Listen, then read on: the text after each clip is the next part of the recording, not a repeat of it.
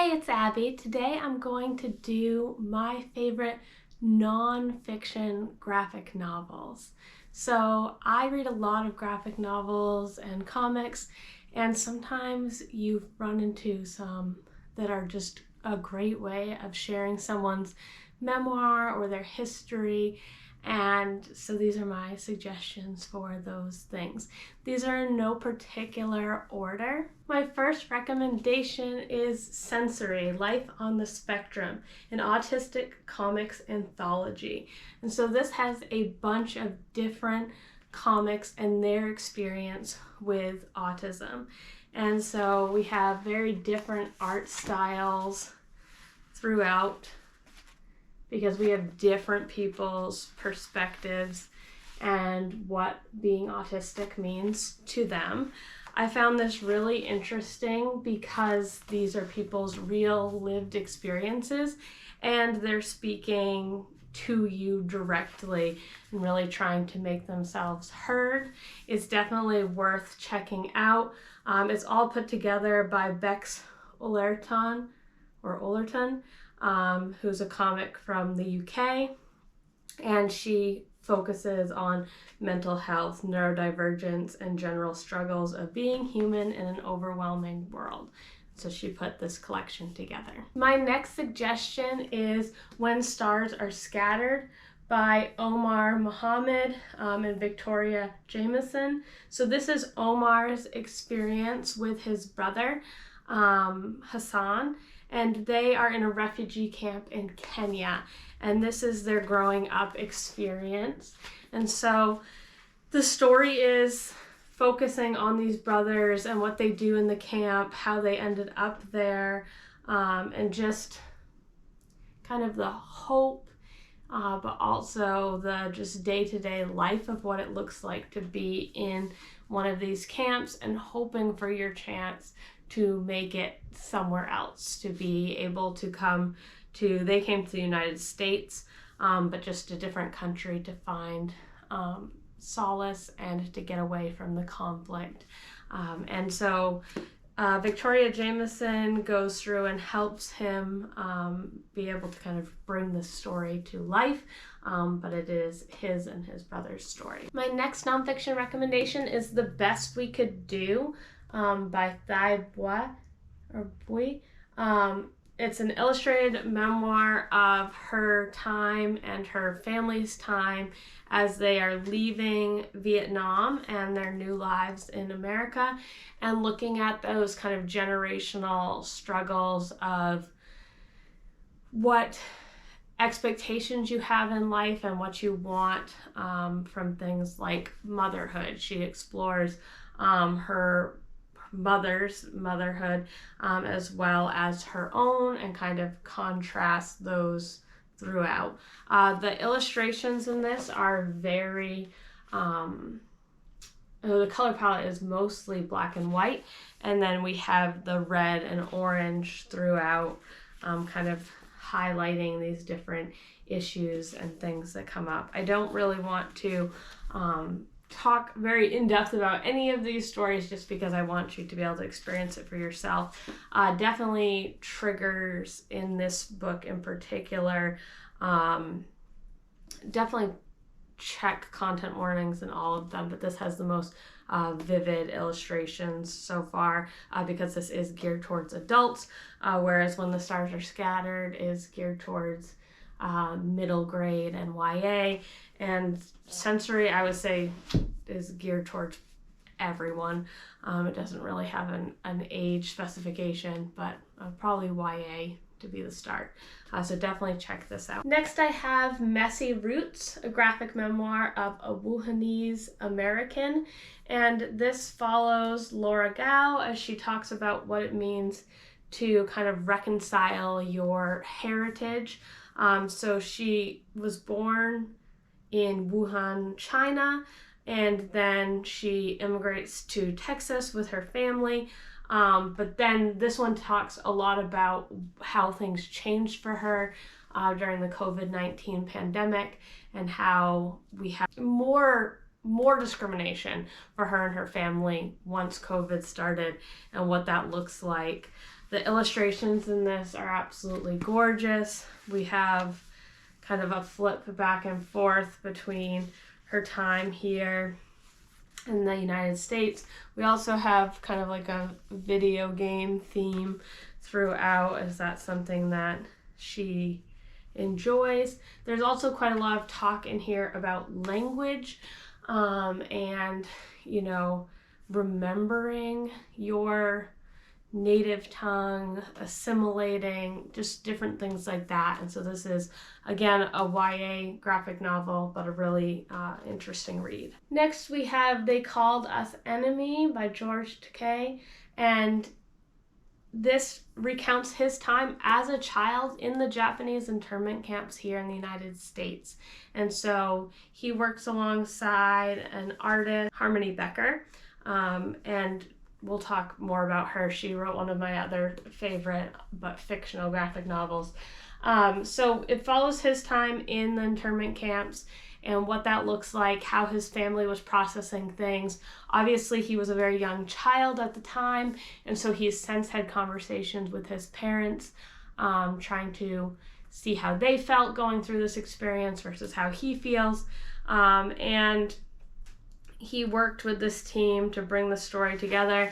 The graphic novel is all in black and white, and we see things get more and more complex as the story goes on and he gets older. So we have kind of his experiences as a young boy, and then how he is dealing with those things now as an adult, talking to his family and trying to bring attention to this time that I feel like is not taught enough in school, and something that all Americans need to know and need to read about. My next suggestions here all come from Debbie Tung. She is one of my favorite graphic novel artists and authors of all time.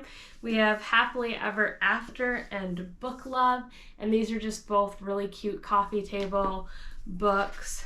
They just explore, you know, what it's like to be a book lover, the struggles of having people interrupt you while you're reading, or knowing that you need to bring multiple books on vacation with you, things like that. And then this one recounts her and her husband's just kind of day-to-day life, and, you know, processing, going from being an individual to being a couple, and just the struggles but also fun and adventures that come with those things. These are both just really simple and nice. The other two, we have Quiet Girl in a Noisy World, which was the first one that I ever read from her, and this explores what it's like to be an introvert and kind of the anxiety that comes along with that, in a very extroverted world. So the expectations that people have for us, and, you know, how people think you should react in certain situations versus how you actually feel, and this feeling of being awkward because she is an introvert. And building on that, this year she came out with Everything's Okay, and this is a deep dive into her mental health struggles and her coping with depression and anxiety. This one has beautiful illustrations. The art style is the same in all of them, but this one combines a lot of these ideas of things being light versus dark, and how to cope with that being a part of your life and it being a part of who you are, and knowing what's good to accept, and what things you need to change and what things just need to take time, and how to talk to people about the things you're experiencing and just have you feel less alone. My other suggestions for nonfiction I don't actually have with me. That's the other thing. Most of my graphic novels, I buy them after I've already read them to know that I want to own physical copies of them. So these are ones that I am still in the process of getting physical copies for. We have Persepolis. This one is very well known, but it follows Marjane, and she is growing up in Iran, and this recounts her childhood.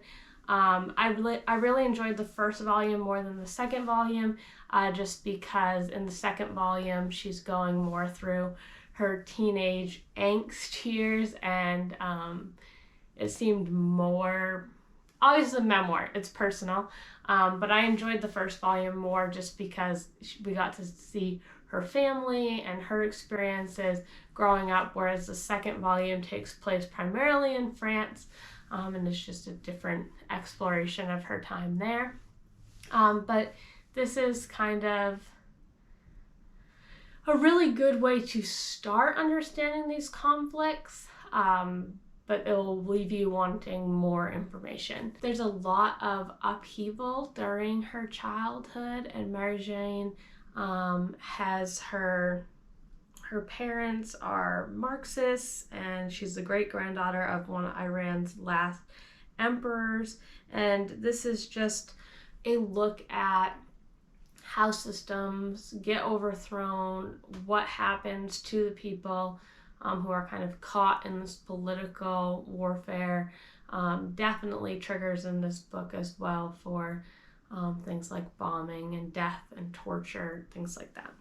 My other suggestions for nonfiction graphic novels are the March series. So all 3 of these books, and then there's one called Run that happens after the March series.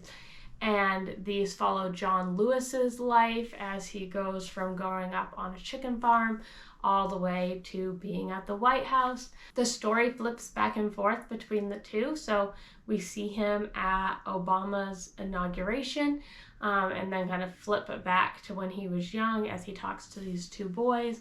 And it follows the civil rights movement and the March on Washington. Follows his time with student activist groups, the sit-ins, the bus boycotts, and all of those civil rights stories from his perspective. Another recommendation I have is Wake, The Hidden History of Women-Led Slave Revolts, and this is by Rebecca Hall and is illustrated by Hugo Martinez. And this is Hall's exploration into slave revolts, and how women have been kind of pushed to the side of the history of things like revolts, but how many women actually did speak out, lash out, do different things when it came to their enslavement, and how her kind of research process of trying to figure out these women's names, or at least their histories, and try to bring those to our attention. And obviously Wake has the idea of boats and this exploration of the time at sea, and particularly sea voyage revolts. Next we have In Limbo by Deborah Lee, or Jung Jin.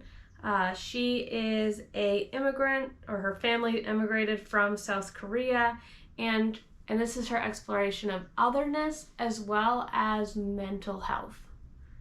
This explores the idea of beauty standards and things like eyes and whether or not to get eye surgery. Also an exploration into one's sexuality. Throughout the story, she goes from her American experience to taking a trip back to South Korea and kind of seeing that she feels like she's other in both spheres, and this is her mental health journey. This explores some very dark themes, so be aware of that going in. And last but not least, we have Sugar Falls, a residential story by David Robertson, and this is set up so that we have a frame story of a boy who is trying to do a research project on the residential schools, and so he interviews this woman about her experiences. This is based off the life of Betty Ross, who is an elder from Cross Lake First Nation. Technically, this book is fiction because it's not her firsthand account. It is him writing through a framing device, but the story is true. And we have that just little disclaimer that it's based off a true story, but it recounts her time at the residential school and losing of her culture, or the trying to strip away of her culture. The illustrations are originally black and white, then they went through and did a colored version as well, as an anniversary edition, but they're very bare bone illustrations that show kind of the humanity being taken away from these people, things like cutting their hair, changing their clothes, changing their names, and the experience of these schools. It also does deal with things like child and sexual abuse, although those things do happen off screen, and things like neglect and abandonment. So keep that in mind. But I think that this is a story that everyone should read.